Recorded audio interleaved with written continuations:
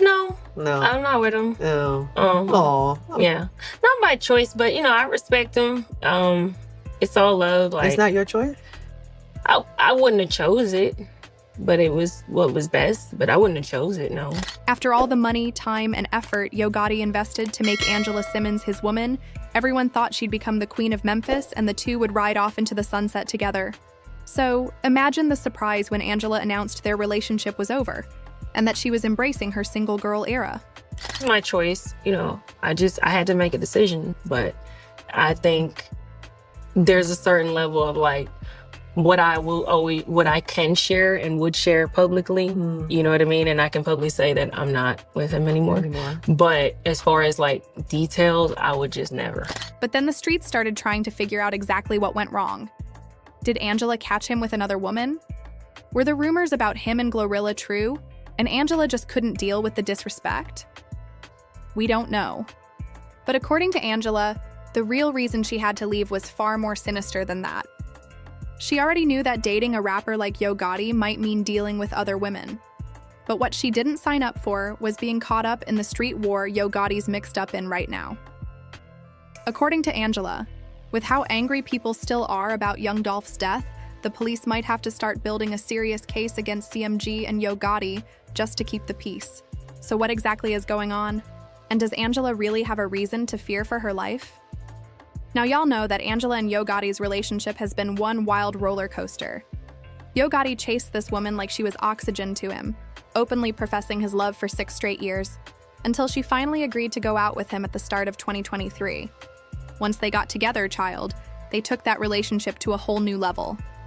He was always spoiling her with gifts, bonding with her son, and Angela even said she saw him as the one, the man she wanted to marry. With how devoted Yo Gotti seemed, people truly believed the king of Memphis had found his queen, and that these two were in it for the long run. However, almost as soon as they got together, their relationship ended. Angela Simmons confirmed on the Angie Martinez podcast that they were done. Based on what she said, the internet started suspecting there had been trouble brewing all along. She also mentioned that she wasn't comfortable sharing the full reasons for the breakup. It wasn't her wish to end things, but in the end, it was a choice she had to make for herself, and she believed it was the best one. So were Yo Gotti and Angela having issues the whole time, just putting on a show for the blogs? Fans were confused about how she went from calling him the one to saying leaving him was the best decision of her life. Something just didn't add up. No one knows exactly when or how their issues began, but the internet always digs. And that's exactly what it did. Word on the street was that Yo Gotti's attention might have been elsewhere, with Glorilla, when he surprised her with a luxurious Cadillac Escalade IQ for her 25th birthday. And that was after he'd already gifted her several expensive watches. Now we all know they have a professional relationship. Glorilla is signed to CMG, but this wouldn't be the first time an artist allegedly started dating their boss. Okay, so people started speculating that Angela just couldn't take it anymore. They thought she decided to walk away before Yo Gotti's antics publicly embarrassed her and left her looking foolish.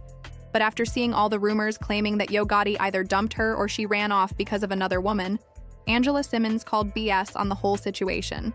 She made it clear, if she wanted to marry him, she could have. But what really pushed Angela away wasn't the women. It was the bodies dropping in Memphis, all tied back to Young Dolph's murder. Ever since the streets of Memphis began siding with Young Dolph, anyone even remotely connected to CMG and Yo Gotti started dropping like flies. The first to go was Don D. Money Childs, who had once joked about Dolph's death. That incident kicked off a streak of attacks that just wouldn't stop.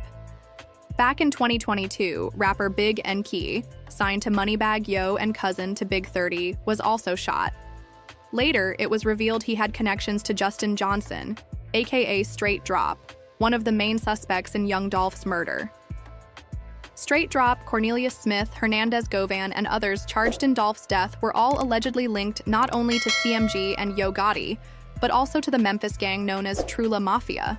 The gang's OG, Joshua Taylor, aka CEO Tizzy, was also listed as a person of interest in the case. But before police could even get to him, he was shot and killed in June 2023. The wave of violence didn't stop there. In September 2022, Memphis rapper Lotta Cash Desto was shot multiple times and pronounced dead before reaching the hospital. At first, people couldn't understand why she was targeted, until they learned she was the daughter of Hernandez Govan, one of the main suspects in Dolph's murder. Then came another hit that proved just how determined Dolph's people were to get revenge. In August 2023, police reported that a man named Tomuel Benson had been killed. He turned out to be none other than Black Youngsta's brother, an artist under CMG and one of the first to beef with young Dolph on Yo Gotti's behalf, as well as one of the first to allegedly make an attempt on Dolph's life. Through all of this, the main figure suspected of being connected to young Dolph's death, Yo Gotti, remained untouched. But Dolph's crew wasn't planning to let that last. They started targeting his family, and while his mother barely escaped with her life, his older brother, Big Jook, wasn't so lucky. After Dolph's death, Big Jook had repeatedly mocked him, and that decision would soon come back around. I don't play no bitch beside two real niggas. Two real niggas with a pussy in the middle, man. Y'all don't do that, man. Don't fuck up our legacy. It's a pussy right here, y'all. Two gangsters. So, man. It was also reported that Big Jook was the one who put a $100,000 bounty on young Dolph S. head, which allegedly motivated others to go after him. So naturally, Dolph's crew was determined to get revenge. In January 2024, Big Jook met his end while attending his uncle's funeral, and to this day, no suspects have been identified. With his death, it seemed like the deadly circle was finally complete, and Dolph's people were ready to put things to rest. This level of retaliation had never been seen before, at least not until young Dolph's death. And the sad part is, all this violence that has plagued Memphis over the past 3 years might have been avoided if Yo Gotti had shown more humility and accepted that Dolph simply didn't want to sign under him. Dolph just wanted to do his own thing, exactly like Yo Gotti did when he started his rap career. But Yo Gotti went from respecting Dolph's talent to beefing with him, and eventually trying to strong-arm him into joining his label. That move set off a chain of events no one could have predicted. Word is, with the way young Dolph's trial is going, Yo Gotti might still have more trouble coming his way. One of the main suspects, Hernandez Govan, accused of orchestrating the entire hit, was found not guilty on August 21, 2025, of conspiracy and first-degree murder. One major point Govan ES defense team made was that the prosecution never bothered to interview Big Jook or Yo Gotti, and didn't investigate CMG, even though all of them were heavily involved in the beef with young Dolph that ultimately led to his death. The defense painted Hernandez Govan as a nobody, a disposable pawn in CMG and Yo Gotti's chess game, which, according to them, is why police went after him instead of the ones with real power and connections. Evidence that you want to tell you, and then have the cameras rolling on a high-profile case to pressure you to commit a verdict of guilty is patently unfair. And just because he's a nobody and doesn't have money like Gotti or Jook, his brother, who were never even questioned or charged, he's the fall guy on all this stuff. He didn't do anything, even if you believe. With Hernandez Govan's acquittal, this case has taken yet another twist, and the streets are still demanding justice for young Dolph. Word is, the feds are now putting together a case against Yo Gotti, as more evidence appears to connect CMG and Yo Gotti to the scene of the crime. According to Angela Simmons, this was the main reason she decided to step away. She wasn't about to become a casualty in someone else's war. Who knows if Dolph's crew will rely on the justice system or take matters into their own hands, especially now that Hernandez Govan is walking free. The internet wasn't surprised that Angela made the choice she did. Many people believe Yo Gotti could soon be facing a RICO case. And when that happens, they're certain Angela Simmons won't be sticking around to ride it out.